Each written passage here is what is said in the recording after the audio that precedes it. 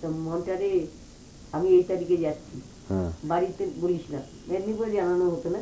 মন্টু বহরমপুর থেকে চলে আসতো, ঝাড়গ্রাম থেকে কলকাতায় চলে আসতো, দুজনে একসঙ্গে ফিরতো। এর এমন টান ছিল, তোকে একটা কথা বলি, সারাদিন এখানে অফিসের ডিউটিতে গেছে কলকাতায়, এসে দিতে গিয়ে সারাদিন মন্টু বসে আছে বাইরে, আর ও ভেতরে ক্লাস নিচ্ছে। ক্লাস শেষ হলে মেদিনীপুরে গিয়ে পৌঁছলো প্রায় 9টা-10টা। সারা রাত এই শালা শালিদের নিয়ে গান বাজনা, রাত 9টায় পৌঁছানোর পরে হ্যাঁ ভোর 5টায় মন্টু আবার উঠে নিয়ে খড়গপুর আবার কলকাতায়, মানে ঘুম নেই, কিছু নেই, কিছু নেই। আর সেটা আবার টেপ রেকর্ডিং করে আমার জন্য নিয়ে আসতো, যে ওরা সারা রাত কি করেছে।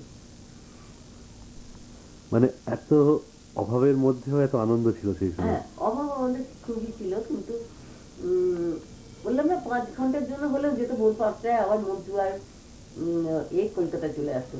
একে প্লেনে তুলে দিয়ে মন্টু ঝাড়গ্রাম ফিরে যেত।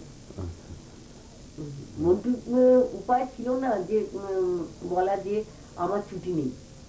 ও যদি বাংলাদেশে গেছে, কলকাতায় গেছে, আর সেই সময় মন্টুকে ছুটি নিয়ে ও জায়নের সঙ্গে থাকতেই হবে।